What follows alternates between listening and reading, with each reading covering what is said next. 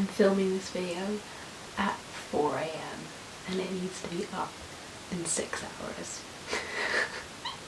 Not since my GCSE exams have I cut things this close. Honestly, living life on the edge. There's no specific reason, I'm just a very chaotic human at the moment and my sleeping pattern is all over the place, so.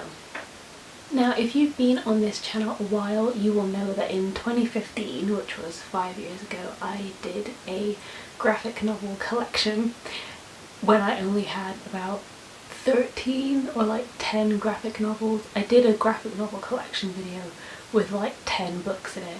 It was embarrassing. I think my intention was that the collection was gonna grow and it would be like a progress thing, but then obviously I dipped out of YouTube.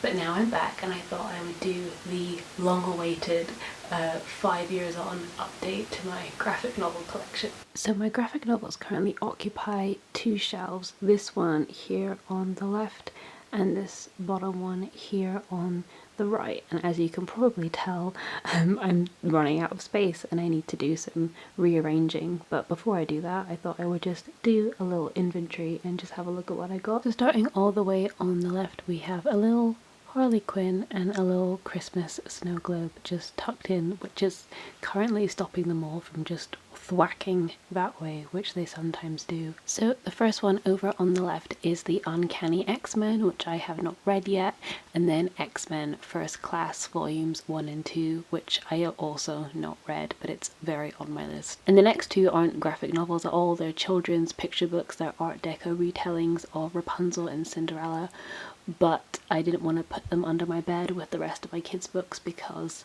I love them dearly, I love the artwork, and I wanted to have them on my shelf so I can reference them when I want to. The next one, again, not a graphic novel, so I'm not doing great on this graphic novel collection tour so far. That is The Amazing Book Is Not on Fire by Dan and Phil. After The Amazing Book Is Not on Fire, we have the first volume of The Wicked and the Divine, which I enjoyed at the time, but it's been a while. And then we have a graphic novel called Low, which is a sci-fi graphic novel, I believe, and I remember enjoying it, but the details are definitely lost on me. And then we have one of my first series that I ever got into, which was Saga, which I've talked a lot about on my channel. It is a kind of Romeo and Juliet sci-fi retelling, and it is wonderful and insane and crazy and explicit, and I really recommend it. The next series here by the same writer as Saga is Paper Girls, which is kind of a very Stranger Things, I say inspired, but it probably came out around about the same time, series about some girls in the 80s and what goes on their paper route, which is why it's called Paper Girls. I never carried on after volume 3 simply because it got very confusing, but I might return to it one day. Then here we have this image anthology called Twisted Romance, which is an anthology with lots of different writers, and there are some comics in here, but also just some written pieces of fiction. Thinking of it now, there isn't one that like particularly stands out, which obviously isn't great, but I might again return to it one day and just have a flick through. We then have this volume of Archie, which to be honest I only bought because I was fascinated by Riverdale and how catastrophically bad it was, and also the art is done by the person who does the art for Saga, Fiona Staples. So that is the only reason I bought this. I remember finding it fun, but like it just wasn't enough for me to carry on. And then we have my absolute pride and joy, Giant Days. This isn't the complete series, but I have the last 3 volumes on my TBR pile, so I do own this full series. It's just not all on my shelf, but I've spoken about this series so much. It is about 3 girls who meet at university, and it is about the ups and downs that they face, and it is wonderful, wholesome, charming, and I will never ever get bored of singing its praises, ever. And then here we kind of move more into like my superhero kind of classical, like, you know, Marvel DC type vibe. So over here we have Kick-Ass and Kick-Ass 2, which is neither Marvel nor DC, but it has a wannabe superhero in it, and I love both of these, and I need to get my hands on the 3rd and final volume. We then here have the True Lives of the Fabulous Killjoys, which is a comic written by Jared Way, who also wrote The Umbrella Academy, which is something else I need to read. And I remember starting this, but I never finished it, and I need to get back on that because I love the art style by Becky Cloonan. We then have The Sandman, Volume 1 by Neil Gaiman. Again, I remember reading it, loved it, and need to get back into it because that series is long and iconic, and it definitely intrigued me, but I then forgot about it.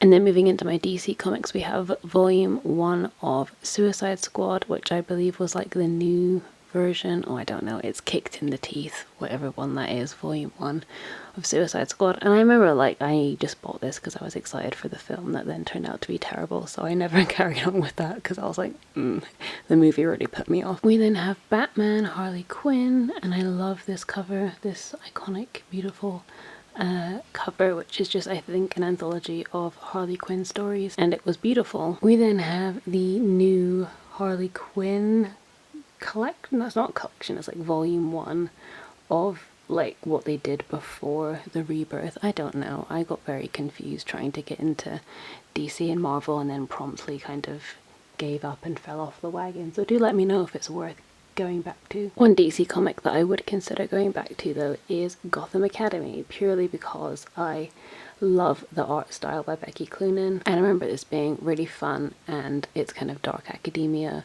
like fun vibes, so I would definitely go back to this series. And then we move into Marvel, and I have this huge graphic novel called The Amazing Spider-Man Spider Island, and I think it is just this crossover thing. See, here's the thing, I don't know a lot about these because people know that I like superheroes, and over the years have given me various comics, and I have tried to research and find out what order I'm supposed to read things in, and I'm none the wiser after like 5 years. So I might just start and like pray and hope it makes sense. I don't know. We then have this Spider-Man Deadpool crossover called Isn't It Bromantic? I remember reading this all in one on a plane and enjoying it, but again, life of me, I cannot remember the details. And then this is Marvel Knights Spider-Man, again something that I've been given by someone that knows that I like Spider-Man, and I have no idea where this fits in the like general order of things, but it's by Mark Miller,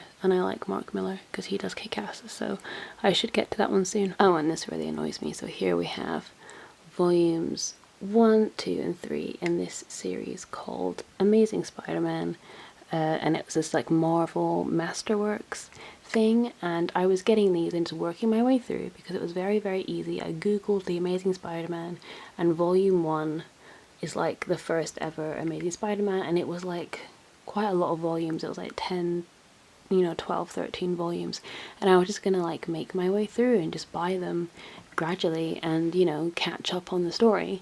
And then they just suddenly discontinued them, or I can't find them as easily, and when I do find them they're hella expensive, and so I don't know what happened. And this is my problem with Marvel and DC.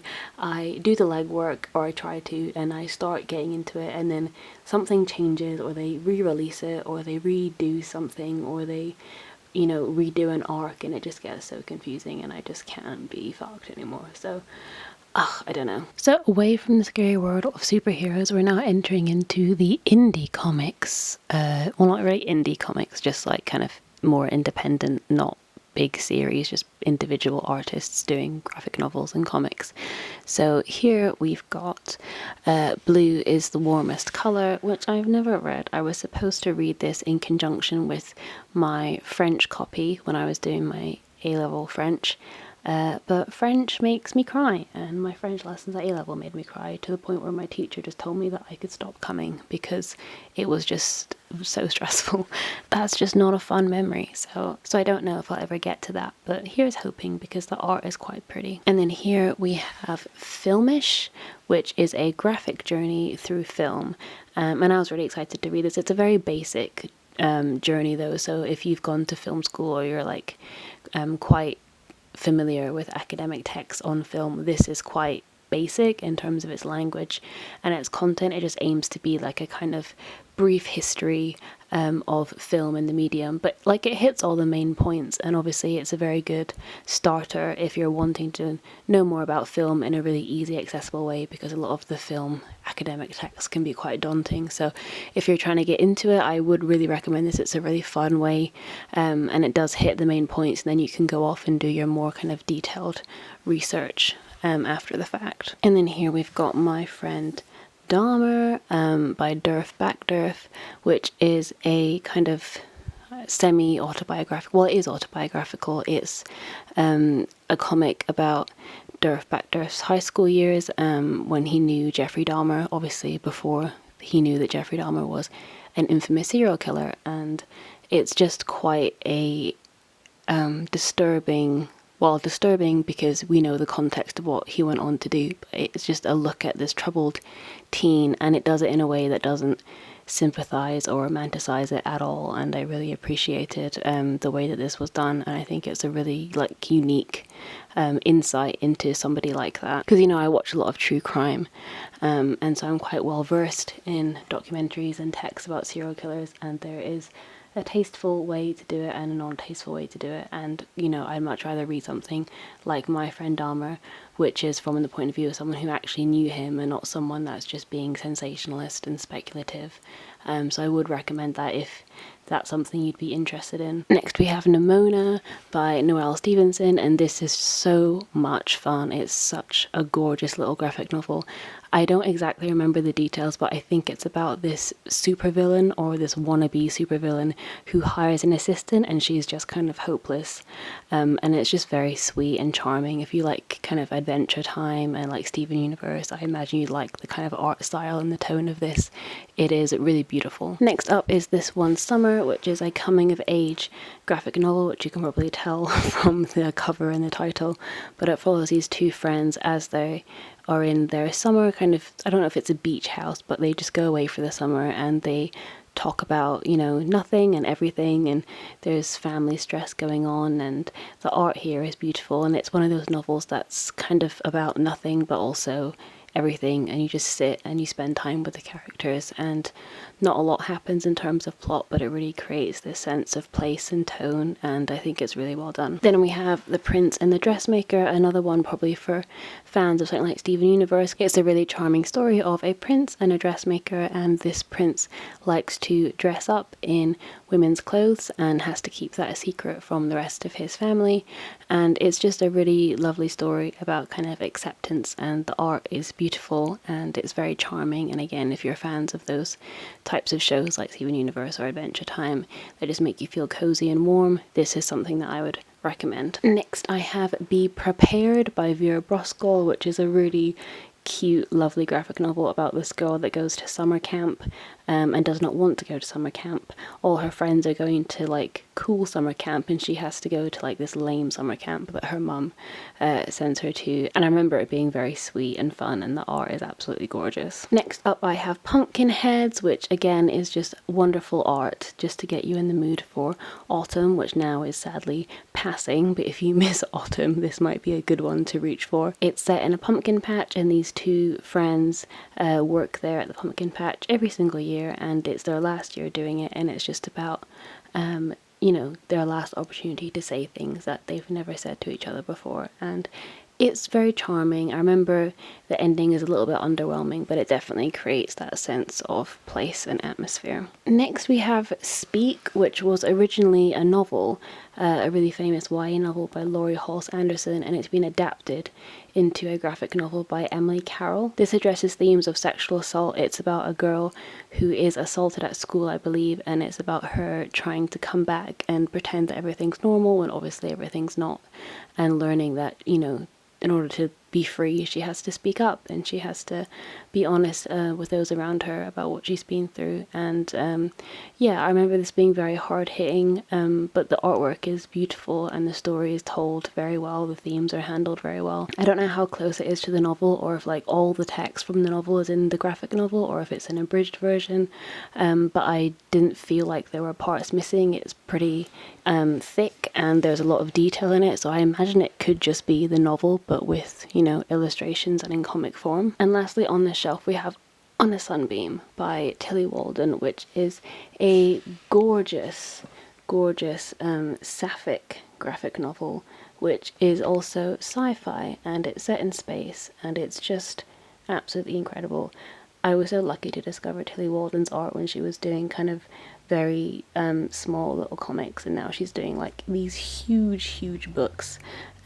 So it's honestly been such, oh my god, this is so heavy, sorry, trying to like put it back and also not bang the camera.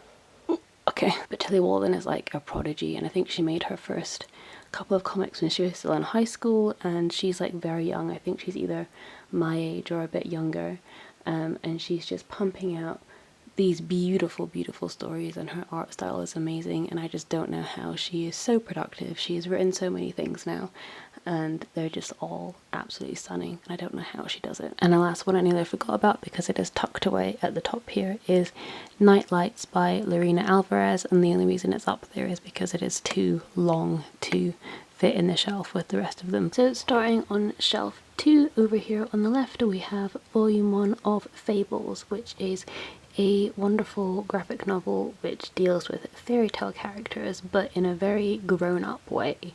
From memory, I believe that these fairy tale characters have been exiled to a part of town because the kind of normal people don't want to deal with them for whatever reason. My memory is really awful, so these descriptions are not the best, I'm very sorry, but I remember really loving the art style and really wanting to carry on, but obviously it has escaped me and I need to get back on that soon. And then right here at the top, it's not a graphic novel, it's a little poetry collection by Lena, who is a booktuber, but I don't need to get that out just yet. I'll probably do another video on poetry collections or whatever, and I can talk about that then. And then here we have Emily Carroll's Through the Woods, which is a wonderful graphic novel, gorgeously illustrated, very fairy tale inspired, about all the creepy and scary and beautiful things that happen in the woods, and it's very atmospheric, and I really recommend reading this in like winter or on a cold, stormy night. Then back down here we've got Black Hole by Charles Burns, which is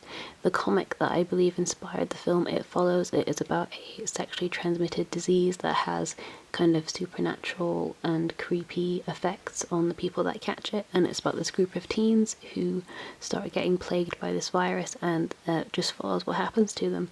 And the art is in black and white. It's very striking and it is very memorable, and I do recommend it. And then over here we have my absolute pride and joy. It's the colour hardback editions of the Scott Pilgrim vs. the World series, and I'm just absolutely in love with these editions. I think they're so gorgeous, and I love the film by Edgar Wright. I think Edgar Wright perfectly captures in his films everything that is wonderful about the comics, the colours, the comedy, the little asides, the little video game references, the manga influences. It's just all so cohesive and wonderful, and these colour editions really bring that to life. We then have Blankets by Craig Thompson, and from memory I believe this is kind of like a buildings Robin novel. We follow this boy with kind of visions of his childhood, then his teenhood, and then his adulthood, as he's kind of falling out of love with his religion and also falling in love with a person for the first time, and I think growing apart from his brother, and like his relationship with his family like changing and shifting. Again, take a shot every time you hear me say this, but I am sketchy on the details, but I do remember really enjoying it. And then moving on from Scott Pilgrim and Blankets, over here we have Are You My Mother, a comic by Alison Bechdel, which is a very introspective, intimate comic about Alison Bechdel's relationship with her mother, and it has a lot of psychoanalysis and like proper theory in it, but then she applies that to kind of real life memories and tries to work out like in therapy and by going to lectures her kind of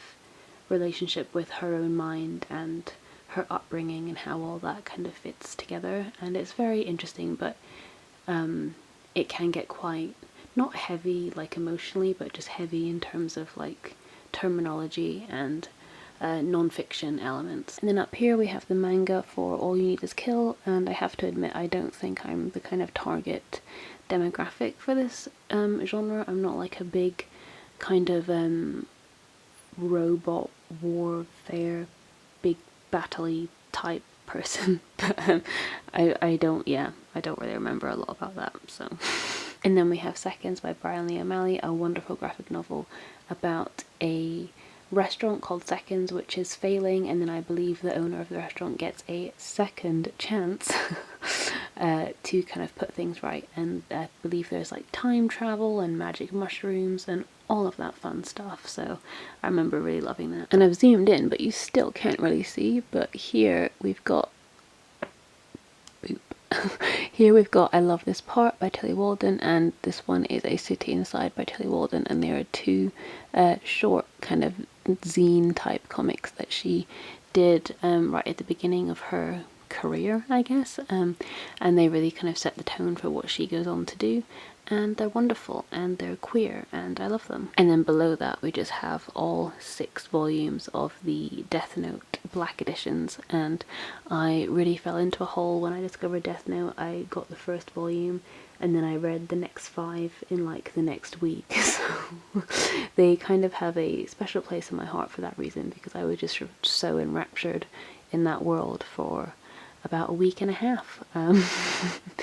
And yeah, it's quite a fond memory. And then more manga. Over here we've got volume 1 of Princess Jellyfish, which is a very wholesome and charming manga about these women who live in this house and they don't let boys in, and there's a specific term which I'm forgetting for what they are. I think it might be fujoshi, which is like basically a Japanese word meaning kind of fangirl, like introvert.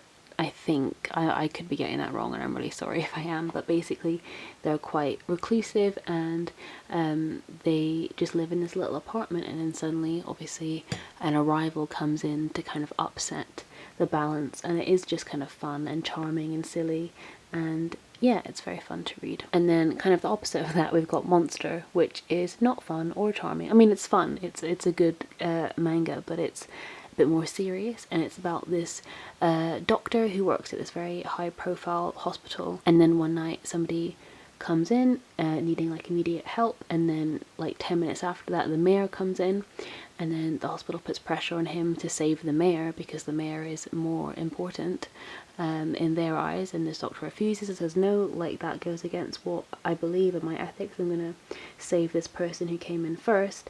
And then the person that he chooses to save by going against their wishes then goes on to be a murderer, and it's about his guilt about that, and I guess chasing after him. And I've not read the next volumes, and I'm really interested to see where the story goes, because it is a very kind of fast-paced, fun, like thrilling kind of adventure. And then this unattractive little pile at the end here, I believe, is manga and graphic novels that I've not read.